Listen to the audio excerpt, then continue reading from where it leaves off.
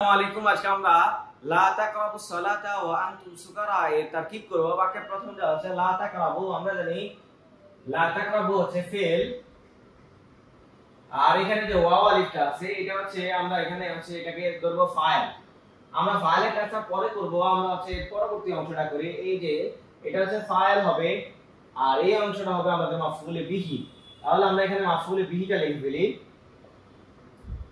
এর পরবর্তীতে দেওয়া আছে ওয়া, আমরা জানি ওয়াও হচ্ছে ওয়াও বা সুমাহাতা বাল আও লা লাকিনা, এই যে শব্দগুলো আছে এগুলো বলা হয় হরফে আত, কিন্তু এই ওয়াওটা স্বাভাবিকভাবে হরফে আত হবে না। কেন না? কারণ এই ওয়াওটা হচ্ছে ওয়াওয়ে হালিয়া। কেন হালিয়া আমরা একটু পরবর্তীতে আপনাদেরকে জানাবো। তাহলে এখানে পরবর্তীতে আছে আনতুম, আমরা জানি হুয়া হুমা হুম হিয়া হুমা হুন্না, আনতা আনতুম আনতুম, আনকি আনতুম আনতুন্না, আনা নাহনু। এটা বাক্যের প্রথমে আসুক মাঝে আসুক অর্থাৎ দমির মারফুয়ে মুনফাসিল এখানে আসুক না কেন এটা সব সময় কি হবে? মুবতাদা হবে। তাহলে এখানে এই শব্দটা হচ্ছে মুবতাদা হবে।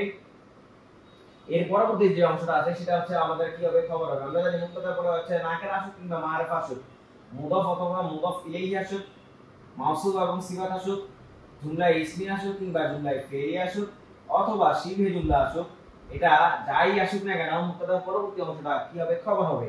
আর মুবতাদা এবং খবর মিলে আমরা স্বাভাবিকভাবে জানি যেহেতু বাক্যটা এসএম দিয়ে শুরু হয়েছে তাই এটা জুমলায় ইসমিয়া হবে। এখন এই জুমলায় ইসমিয়াটাই হচ্ছে মূলত আমরা এটার অর্থ দিকে তাকাবো যে লা তাকরাবুস সালাত, তোমরা নামাজের নিকটবর্তী হও না, ওয়া আনতুম সুকারা, যখন তোমরা নেশাগ্রস্ত থাকো। তাহলে এখন এই যে এই ওয়া আনতুম সুকারা দ্বারা হচ্ছে একটা অবস্থা বোঝানো হয়েছে। আমরা জানি যদি কোনো শব্দ দ্বারা হচ্ছে অবস্থা বোঝায় তাহলে এটাকে আমরা বলি হাল। তাহলে এই যে জুমলায় ইসমিয়াটাই হয়ে যাবে আমাদের হাল। এখন হাল এবং জুলহাল নিয়ে আমাদের একটু কথা বলা উচিত। আমরা জানি হালটা একটা শব্দের মাধ্যমে হতে পারে, দুইটা শব্দের মাধ্যমে হতে পারে, জুমলা ইসমিয়ার মাধ্যমে হতে পারে, জুমলা ফেলিয়ার মাধ্যমে হতে পারে।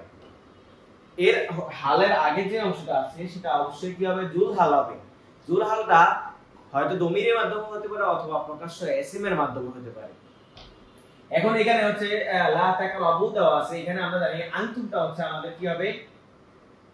আনতুমটা হচ্ছে আমাদের জুলহাল হচ্ছে, আনতুমটা আমাদের জুলহাল হবে। আমরা জানি জুলহাল আর হাল মিলে মূলত বাক্যের একটা অংশ হয়। এটা যদি ফেলে পরবর্তীতে আসে তাহলে হবে ফাইল, ফাইলের পরবর্তী যদি আসে তাহলে হবে মাফউল বিহি, আর হরফে জারের পরবর্তী যদি আসে তাহলে এটা হবে মাজরুর।